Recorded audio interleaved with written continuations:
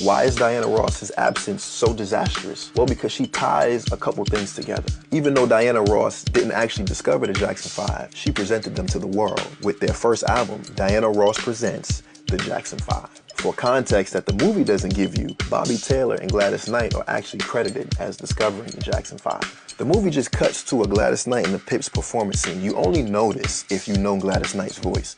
Then the Jackson 5 get on stage. Then Suzanne DePass just comes out of nowhere, hands Joe a card. He low-key flirts with her. And then on top of that, the Jackson 5 are performing Never Can Say Goodbye, which is a Motown song, and they're not on Motown yet.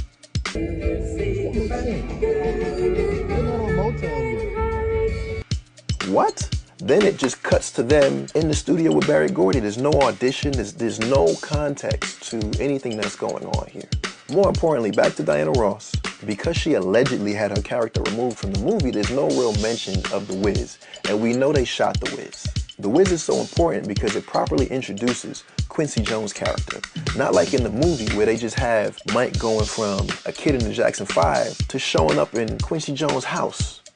Where's the context? They both work together on The Wiz, and then Michael eventually asks Quincy to produce Off the Wall. They don't give an accurate account of that either. I vividly remember sitting in the theater watching this scene where Michael goes to the record executives and says, I want to go solo and I want Quincy Jones to produce my next record.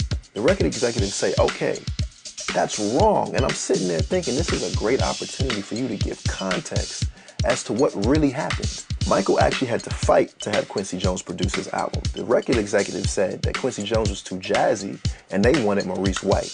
This is important context and storytelling that the movie leaves out. On top of Michael living in New York on his own with LaToya, while shooting The Wiz and being at Studio 54 regularly. Other than that montage of Michael recording Don't Stop Till You Get Enough in the studio, recording the video, and that small clip of Studio 54, there's not enough time spent on the Off the Wall era.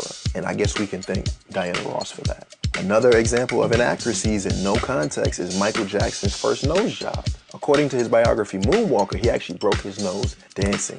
And this led to his first nose job getting reconstructive surgery and changing the shape of his nose. On top of that, the movie briefly has Joe refer to Michael as Big Nose. And they didn't really play into the narrative that Joe used to tease him about his nose all the time. Then once Michael gets the nose job done, he tells Joe that it was for his sinuses.